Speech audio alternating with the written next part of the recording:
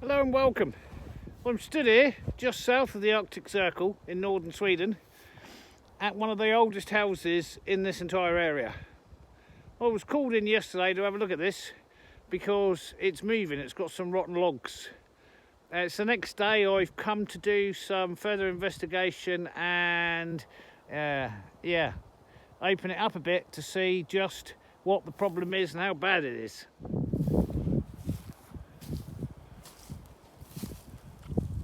So it's been altered since its original design. Its original design was a 1.5 story, and the edge of the eaves there would have been halfway through this window. It's had an extension, it's had a new roof on it. I'm guessing somewhere in the 50s. It's also had a concrete plinth put round it. So what the owner wanted me to do was see if it was feasible and to give him a price to replace whatever logs were needed to be replaced on this elevation, and whatever logs needed to be replaced on the back elevation. Now I have dug further into this today, so I'm thinking the bottom 2.5 logs on this elevation. We can see here the roof extension. It's very evident from inside, but the roof has been lifted. These were built with 1.5 stories originally for tax purposes. You didn't pay tax on the second story, just on the first story. But this has, when the roof was lifted, it was extended.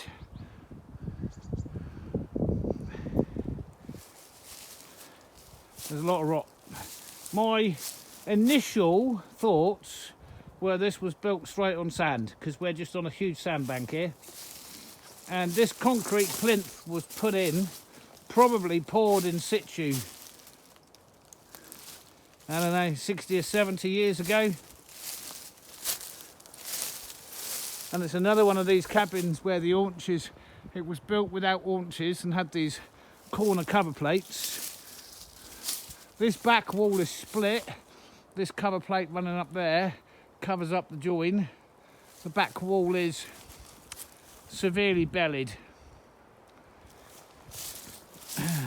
There was no discussion of replacing the rotten logs on this elevation.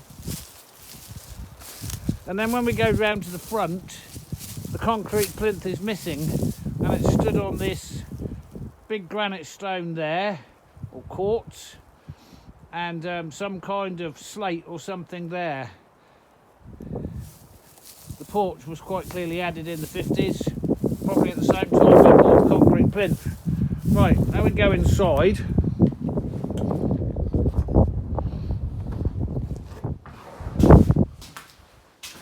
And this is where I've done a majority of my inspection. We can just stand at the door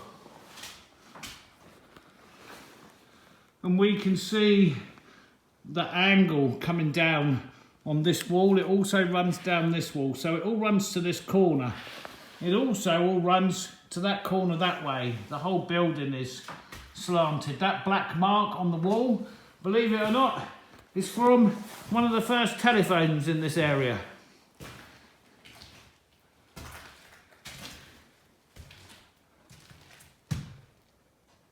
And its telephone number was number 5. This was all to do with the telephone, so we can say nobody's lived here in a very long time. Right, well, I've opened up the floor here just to confirm my suspicions. This is built completely on sand, and the front wall has dropped considerably, and the windows are all dropped. I'm amazed there's still the amount of glass in this building that there is. I will take you down there, it's not very nice. Right, this has been the focus of my concentration. What I needed to know was whether these floor joists went into the bottom logs. Well, they don't. We can shed some light on the situation here. And as we can see, we are built on sand. is what I thought. The inside wall is rotten, the outside wall is rotten, the underneath is rotten. This concrete plinth you can see here, this is what was added, I'm guessing in the 1950s. But the actual wall, or what is left of it, is up under there. So single skin wall, no insulation on the inside, no insulation on the outside. All the bottom of the internal wall is rotten. It's all dry rotted away. All the joists are all rotten. For as far back as you can see, they're rotten. The floor is rotten.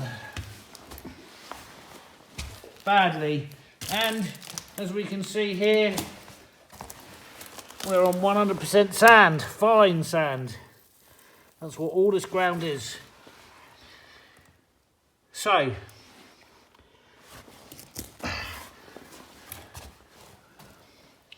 it's hard to see.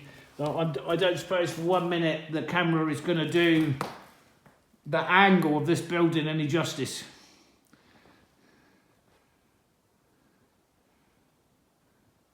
I'll try and hold the phone level and you can see the run out from there to there, and the run out from here up to here is equally as bad. So I think the whole house has dropped by 8 to 10 inches. That's quite where I'm sure where we are. The floor is all bowed this way. All the joists are rotten all the way down. This kind of the old spiss, the stove, the chimney, it's done even. You can see that run out there, just in that short. So that's 2.5 feet, that short run, and the run out is huge. This side, again, this beautiful, but it's done. Right, it's just waiting to collapse. So I peeled back the wallpaper here just to see where we are. This is this horrible old fibreboard that everything got covered in, and directly behind that is the original log building. So the floor doesn't appear to be too rotten in here. It feels good underfoot, but doesn't mean to say it is, it just feels good underfoot. Internal wall, lots of evidence of dampness. Okay. So it's not just the outside logs, it's the entire floors and the joists. So we'll go down here. I don't know if that run out there makes any sense, but if that's how level the camera is, that's where the run out is. I mean, it's just huge, huge. Right, down in this nasty hole, we get a better picture of what we're looking at. And my initial inspection last night, and I came down here in the dark, wasn't that bad. My re-inspection today has brought to light many things. Right, we've been in a cellar like this before, one or two of them. We are built on 100% sand.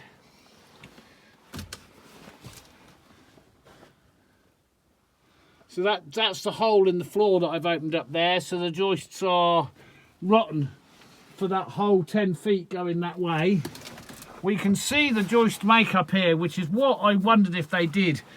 They built the cabin or the house and then they put an additional log in and cut the joists into there.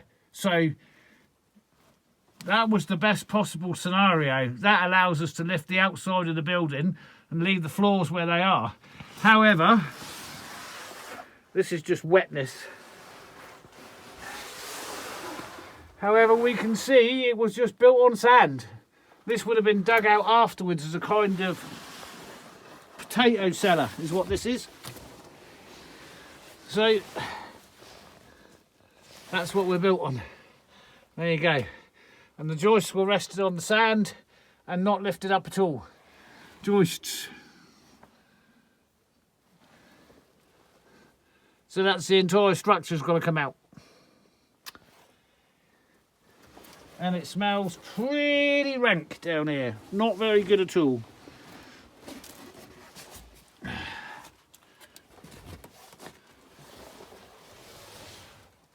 You can see what we're facing there. Rotten. And this would have been dug out and shored up, and this was just a potato cellar. There's a bottle I dug out yesterday, but it's got no markings on. I don't know what kind of bottle it is. So my inspection today reveals a much worse scenario than I thought. Now, are you able to lift? It's really hard. I know I keep saying this, it's really hard to show up on camera. Okay, so there's a good indication of the slope looking at the bottom of the door. Goes from nothing to 2.5 inches over 18 inches. We'll do it in inches. You can do it in anything you like, really. Yeah. Shocking that the power, oh my god. Well, it's shocking. I'll show you why that's shocking when we go outside. Alright, so I'll take you up here just so I can show you the size of the building and what we're trying to deal with here. And what I saw yesterday. Now these beats all from the 1940s and 1950s. Okay, and lots of old bottles. Right, so you'll see the logs stop there, and you can see where the rafters were cut in. That was the old roof. And at some point, I'm going to say in the 1950s, a whole new roof was added. However, I say in the 1950s, it's still got the pine shingles on it. I know it's got tin over top now, but this is not how the building was originally. Somebody lifted up the roof in order to make more rooms up here, or that would have been the idea. But anyway, so because this has been open, this is not subject to any rot up here at all. The top half of this building is really good. There is no rot because the windows come in here.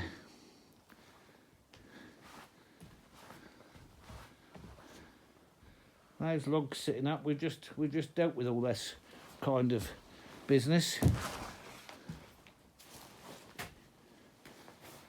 Right, so that's what we're dealing with. The whole building is down at this end, incredibly down at this end. The chimney's been capped off when the tin roof was put on. So that just goes to show you how long that's been out of commission. Right. We'll work our way back down. Not a particularly pleasant place to be. This, has there been lots of animals that have died of one description or another? Yes, there has been.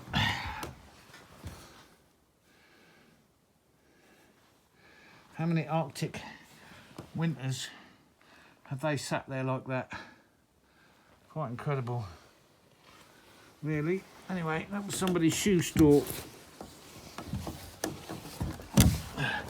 More shoes.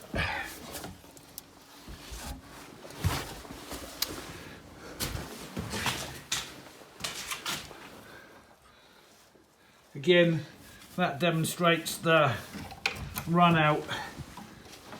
This must have been a toilet. No, not an outhouse then. Right.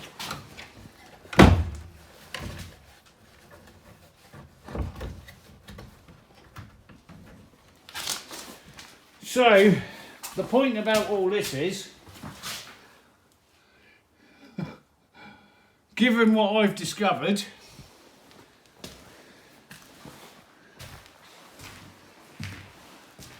and it's a shame that I have to go and report this now.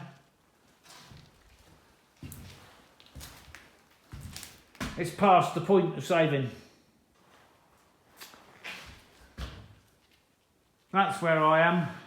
and allow me to explain. So what the owner told me yesterday was he could put up a new building, cabin, house for around 250,000. I'm not actually sure that's possible, but that's what he believes. So he didn't want the renovation work to come to more than 250,000, and we're dealing in crowns, Swedish crowns. I can't do that. I'm not even sure that this job isn't too big for me, and I'll go on to explain the reasons for that too. If we ignore the inside, the floor is superficial and can be laid back after the building is stabilised and the bottom logs are repaired. So the floor, which is what I was hoping, is independent from the rest of the building, and that's a good thing. However, it is a total new floor, new joists, new top floor. I'm assuming, and I'm going to make the assumption, that the floor in this room is okay, but it is sitting in sand, so it's on a lifespan. There is a calendar, 1981. 1981. So that was probably the last year this building was occupied, 81. Okay. This is quite fascinating. Here's your sink. It's your wash area. This was actually sat here, and I'll show you the date on it in a minute. In here is your wood store. And in the end one is cooking utensils. And that sat next to this beautiful, beautiful spiss, iron stove. Beautiful, stunning. It is. Anyway, this must have been cook prep area. Yeah.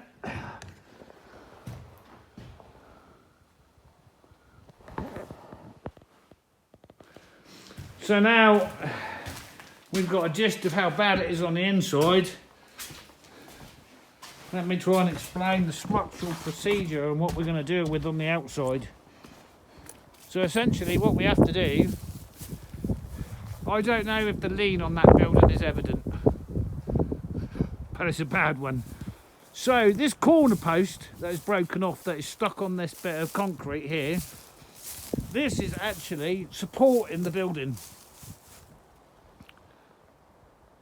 That is hung up there. Why it hasn't pushed the roof off, I don't know, but quite clearly it's broken that concrete and it's all sinking into the sand. The whole thing is sinking into the sand. I don't know if the angle on that window is more obvious, but it's bad. So what we're into doing is we've got to lift up this corner, which means we're not just replacing the side and the back logs, now we've got to put a new one in there as well.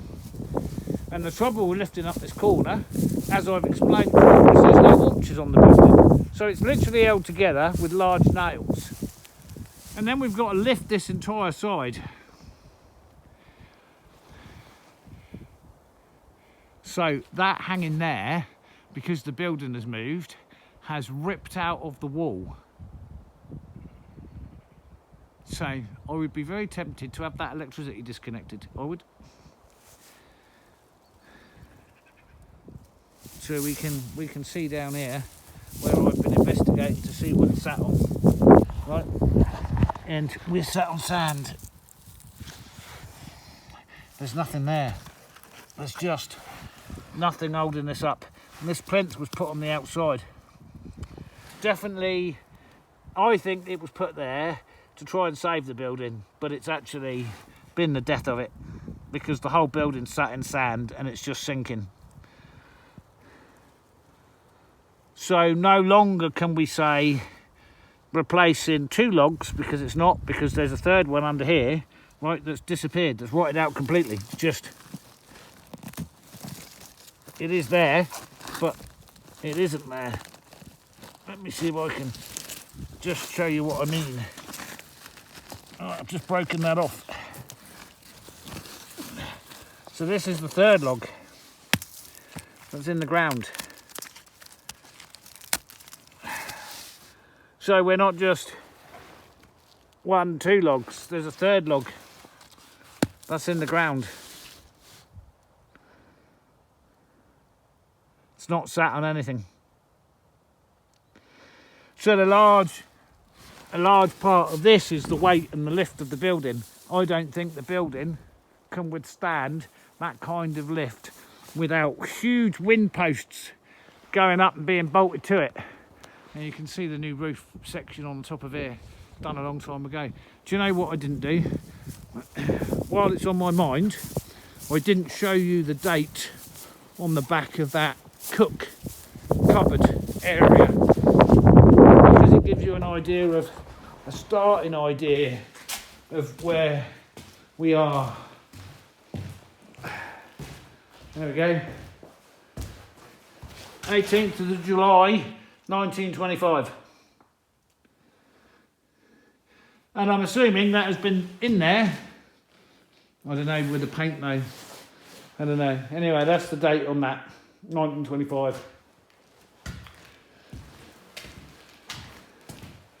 And my understanding is this house was not moved here. It was built here.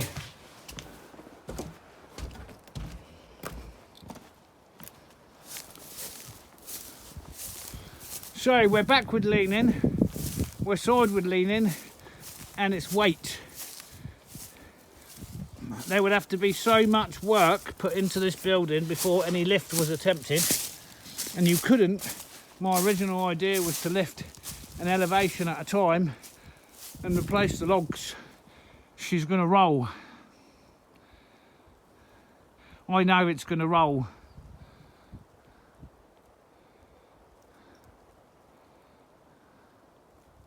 It would be the same here.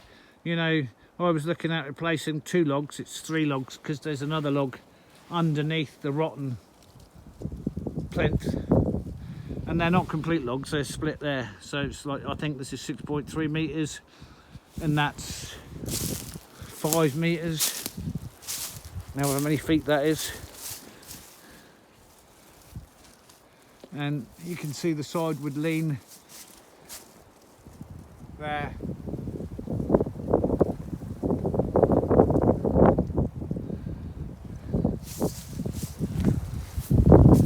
So I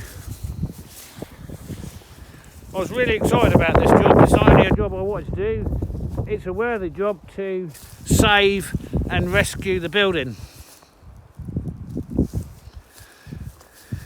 Yes, you're going to have to throw so much money at this in order to rescue it. It's not worth it. Even if you applied the best sentimental value in the world, the sheer cost of trying to save that building, well, I'll go and speak to the man, but if I'm brutally honest, yesterday I thought I could do it. Today I can't. It's too big, too complex, too risky. Yeah.